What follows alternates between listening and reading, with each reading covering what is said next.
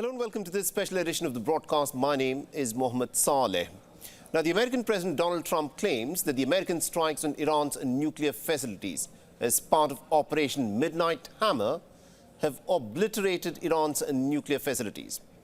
But curiously for him, an early Pentagon intelligence assessment has stated that Iran's nuclear program has actually not been destroyed.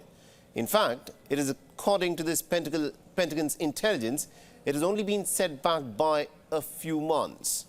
With this being the case, the question that obviously comes up is this: is Donald Trump even listening to his own intelligence agencies?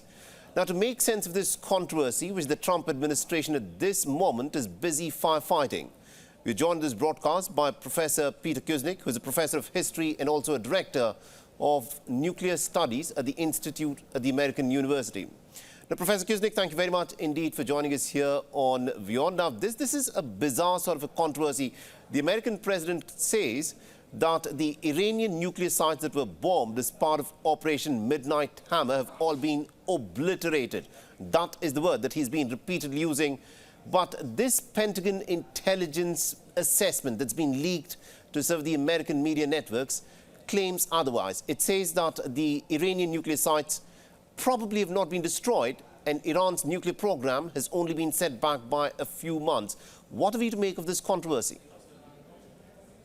It's another lesson in understanding Donald Trump. One can never believe the words that come out of his mouth. The Washington Post reported that during his first administration, he told more than 30,000 lies. And Trump needed to portray this as a great victory.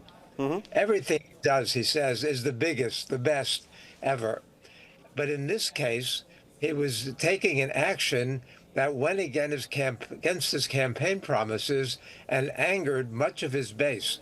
So he had to make it look as if this was wildly successful and that now we were finished. It was a one and done, and the Iranian nuclear program was totally obliterated, as he said. We know it's much more complicated than that. First of all, it looks like the Iranians had enough advance notice that they moved their highly enriched uranium to another safe site. They even saved a lot of their centrifuges and centrifuges making equipment. So this is far from done. And even the very fragile ceasefire is based upon them coming to some negotiated settlement between the United States, Israel, and Iran over Iran's nuclear program. But they've been at loggerheads over Iran's insistence that it had the right to enrich uranium under their being a signatory to the Non-Proliferation Treaty. It does have that right. And the U.S. is insisting that they give up entirely their right to enrichment, and Iran is not accepting that. So even once the discussions get going, we're still far from a resolution. You know, we're still far from resolution, but you mentioned something very interesting, that in his first term he had lied so many thousands of times. But this is a pretty straightforward issue, isn't it? I mean, if the president says that the Iranian nuclear sites that were bombed by the B-2 bombers are obliterated, there is bound to be an assessment of the amount of damage that was caused. This, of course, will come out in days to come. But why does he contradict what is essentially a Pentagon intelligence assessment? He's been contradicting his intelligence community for a long time. Tulsi Gabbard, the director of national intelligence, had said two very important things. One, they testified in March before the Congress that Iran had not started a nuclear weapons program, and that Iran was really many months to years away from developing a deliverable bomb, even if they decided to have a nuclear weapons program. But she also put out a very important video from Hiroshima, in which she warned about the imminence of nuclear war. Said that we're closer to nuclear war now than we've ever been. This was right before the Israeli attack, which I'm sure she knew was coming. And the world, is very, very unsettled at this moment. We've got wars and near wars, India and Pakistan exchanging fire. Ukraine and Russia, the Middle East, China, Taiwan. I mean, the world is a tinderbox right now, and Tulsi Gabbard was warning against it. And Donald Trump, of course, ignored and contradicted what Tulsi Gabbard was saying. So this is nothing new for Donald Trump. He doesn't listen to intelligence. He doesn't read. If you saw his latest statement, he compared what his bombing in Iran with Hiroshima and Nagasaki. How stupid can the man be? And he's also ignorant when it comes to history. As he says that ended World War II. That's a big lie. That's the lie that's at the heart of American empire. What ended World War, forced the Japanese surrender, was the Soviet invasion. Mm-hmm. And the U.S. intelligence had been saying for months that when the Soviets invaded, the Japanese would know that all future resistance was futile. Harry Truman had lunch with Stalin at Potsdam on July 17th, and he goes and writes in his journal, Stalin will be in the Jap war by August 15th. Fini Japs when that occurs. He writes home to his wife Bess the next day. The Russians are coming in. We'll end the war a year sooner now. Think of all the kids who won't be killed.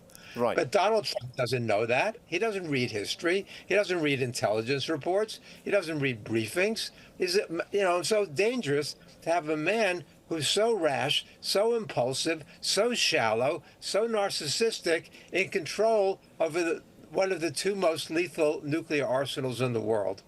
But he happens to be the president of the United States of America, and there's very little that can be done about it. But the question, Professor, a lot of people would obviously want to know an answer for is this. When the Americans staged this Operation Midnight Hammer, it did not come as a surprise attack. It was something that was very well publicized. The fact that the B-2 bombers took off from their airbase in Missouri, they made the journey all the way to Guam and then on to Iran.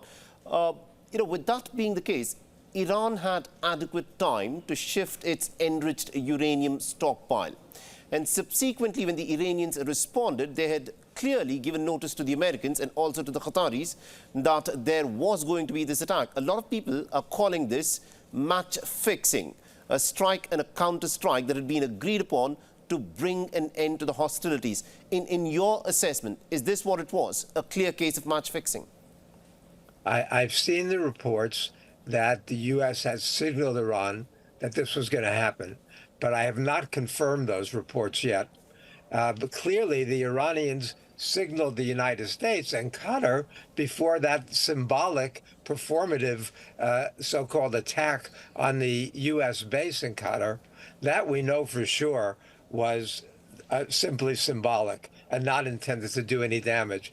We don't know for sure if the U.S. had actually signaled anybody about their attack.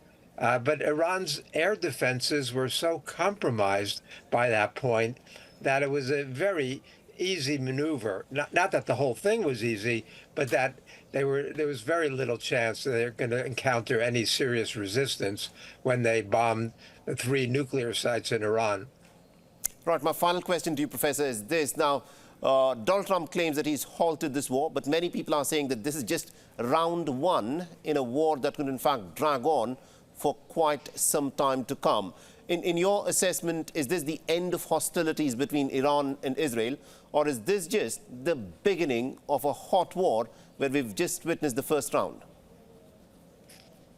I sure hope that it's the end of hostilities. Nobody wants to see Iran develop nuclear weapons, and nobody wants to see a real war or an ongoing fight between Israel and Iran, or Iran versus the U.S. and Israel. The possible ramifications of that are so frightening, so dangerous, that, as Tulsi Gabbard was warning, we don't know where this is going to end. We're talking about regime change. Mm-hmm. We do need regime change. I'd like to see regime change in Iran by the Iranian people, in Israel by the Israeli people, and in the United States by the American people. We do need regime change. But this situation, as former CIA director and Secretary of Defense Robert Gates said, after seeing what happened in Afghanistan, Iraq, and Libya, Don't people understand that these military interventions, these invasions, have unintended consequences that become unpredictable? They never work out the way, as we saw in those instances, and we've seen repeatedly. So this is too dangerous to have the Donald Trumps and the Benjamin Netanyahus and the Ayatollah Khamenei's making the decisions right now. The world has got to intervene. We need a global intervention, set up a new international security structure. Sadly, the IAEA, the NPT, and the UN are not capable of doing that right now. I think you've touched the nub of this issue. Thank you very much indeed, Professor Kuznick, for joining us with that perspective. Thanks for having me.